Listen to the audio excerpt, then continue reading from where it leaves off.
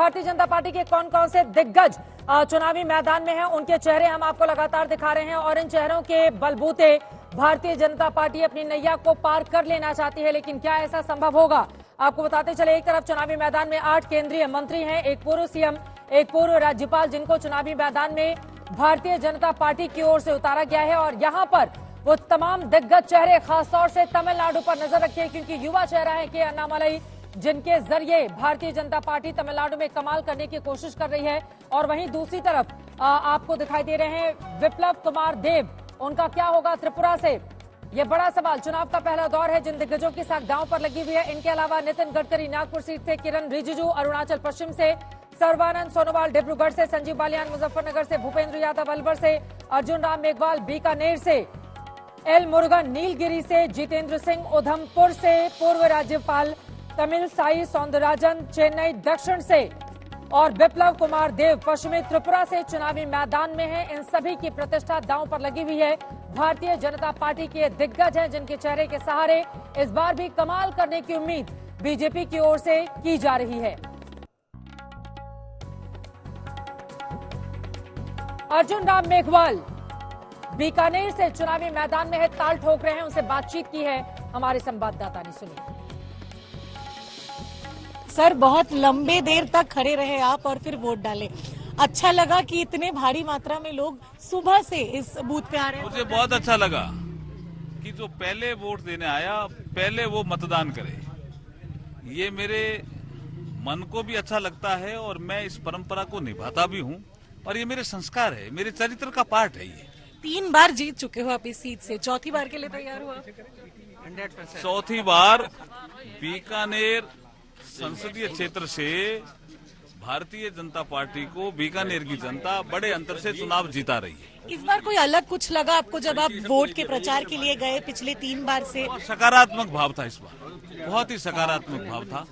और मैं बाकी तो रिजल्ट आने के बाद बताऊंगा, लेकिन जो मुझे महसूस हो रहा है, मैं बीकानेर संसदीय क्षेत्र के मतदाताओं का आभार भी प्रकट करता हूं कि जिस तरह का मेरा स्वागत हुआ ग्रामीण क्षेत्रों में, शहरी क्षेत्रों में, कस्बों में, अद्भुत था। और हर साल अब अपनी बीवी के साथ ऐसे सुबह सुबह एक सफर हम सफर के साथ, मेरी किताब नहीं पढ़ी क्या आपने? एक सफर हम सफर के साथ,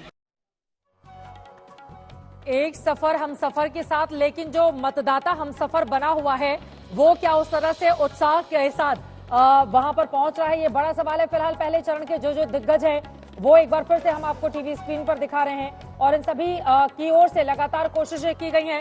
मुजफ्फरनगर सीट से संजीव बालियान चुनावी मैदान में हैं और आपको बताते चले, समाजवादी पार्टी की युवा उम्मीदवार, महिला उम्मीदवार, उनको कड़ी और बड़ी टक्कर देने के लिए लगातार कोशिश कर रही हैं। कैराना के तमाम चेहरे आपको दिखा रहे हैं, कैराना हो चाहे बाकी के हिस्से हो, बिजनौर हो, यहां पर भी एक तरफ भारतीय जनता पार्टी, दूसरी तरफ समाजवादी पार्टी, बीजेपी अपने आप को मजबूत मान रही है पश्चिमी उत्तर प्रदेश में, क्योंकि आरएलडी का साथ उसको मिल गया है। लेकिन क्या ये मजबूती चुनाव परिणाम में भी दिखेगी, ये बड़ा सवाल। मुझे लग रहा है कि टिप्पणी संजय जी आपके पास आते हुए, अभी तक का मतदान प्रतिशत क्या बता रहा है और मुद्दे क्या समझ में आ रहे हैं जनता के बीच, जिनको ध्यान में रखकर वोटिंग हो रही है? देखिए, जनता के बीच तो इस वक्त बात नहीं कर सकते हम, इसलिए कह नहीं सकते जनता किन बातों को ध्यान में रखकर वोट कर रही है। लेकिन जो मुद्दे जिनकी चर्चा पिछले महीने 2-3 महीनों से हो रही है, एक तरफ बेरोजगारी और महंगाई की चर्चा हो रही है, तो दूसरी तरफ राम मंदिर, धारा 370 और देश का जैसे दुनिया में नाम ऊंचा हो रहा है, इसकी भी चर्चा हो रही है। तो मुझे लगता है ये सारे मुद्दे हैं, अलग अलग मतदाता अलग अलग मुद्दों को ध्यान में रखकर वोट कर रहे हैं। टर्नआउट का जहां तक सवाल है, आपके रिपोर्टरों ने दिखाया, अभी कई जगहों पर लंबी कतार लगी है। गया का जिक्र आया कि लंबी कतार लगी है, लोग लंबी कतार में अपने वोट देने का इंतजार कर रहे हैं। तो कुछ ऐसी भी जगह है जहां पर लंबी कतार देखने को नहीं मिल रही है, महिलाएं भी निकल के आ रही हैं। तो अभी बहुत अर्ली है, सिर्फ 9 बजे हैं, 2 घंटा मतदान का हुआ है। हमें हमेशा दुविधा होती है कि क्या मतदान का प्रतिशत बढ़ेगा या नहीं बढ़ेगा। गर्मी जरूर है और आशंका जरूर है कि शायद इतना मतदान हो या ना हो जितना पिछले चुनाव में हुआ था।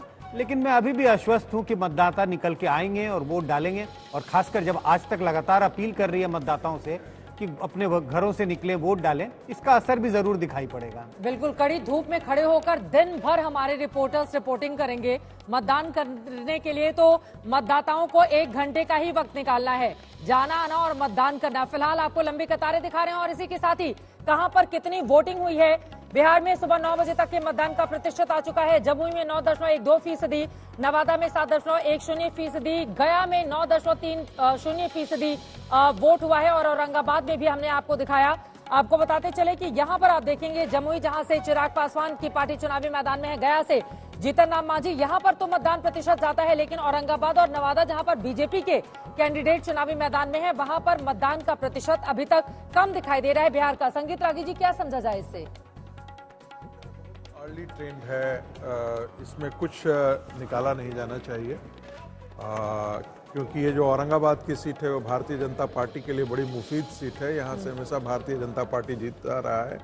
पिछली दफा भी जो है वो हम देखे थे कि इससे एक बड़े उम्मीदवार थे कांग्रेस पार्टी के जो जिनकी पूरी एक राजनीतिक विरासत थी, उसके बावजूद भी भारतीय जनता पार्टी वहाँ से चुनाव जीती थी।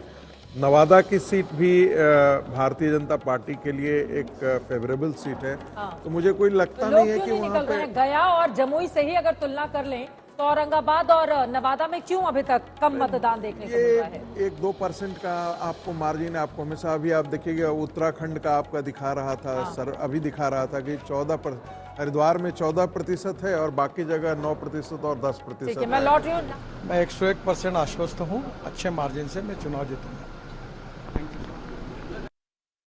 नितिन गडकरी अच्छे मार्जिन से चुनाव जीतने की बात कर रहे हैं, जल्दी से कि चुनाव का मुद्दा क्या है। तो देखिए, हर पार्टी के लिए कुछ तो ऐसे हैं जो कमिटेड कैडर्स होते हैं, उनके लिए इम्पोर्टेंट ये है कि नरेंद्र मोदी को जिताना है। तो भारतीय जनता पार्टी के यदि फेवरेबल मिल जाते हैं तो वो कहेंगे कि भारतीय जनता पार्टी को हमको जिताना है। नरेंद्र मोदी ही चुनाव है।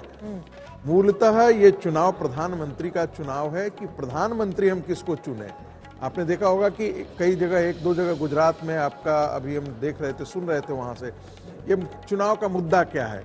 तो कई बार ऐसा लगता है कि बेरोजगारी है, महंगाई, कुछ लोगों के लिए बेरोजगारी हो सकता है, कुछ लोगों के लिए महंगाई हो सकता है, राम मंदिर भी हो सकता है, 370 भी हो सकता है, ये सारी चीजें हैं अपनी जगह। लेकिन एक बात बहुत महत्वपूर्ण है, जब आप चुनाव लोकसभा का कर रहे हैं तो आप किसे प्रधानमंत्री चुनने जा रहे हैं, ये महत्वपूर्ण है। क्या उन पार्टियों के नेताओं को चुनने जा रहे हैं जो जेल से बेल पर निकले हुए हैं? ठीक है। उन लोगों के चुनने जा रहे हैं जो भ्रष्टाचार के खिलाफ जिनके शिकायतें हैं, या ऐसे एक व्यक्ति को चुन रहे हैं जिसका एक अनब्लेमिश जो है वो कह रहे हैं मोदी ही चुनाव है? नहीं, इसमें तो कोई दो राय नहीं है कि 2024 का जो चुनाव है उसमें मोदी जी ही फैक्टर है। लोग या तो उनके पक्ष में वोट डालेंगे या लोग उनके खिलाफ वोट डालेंगे।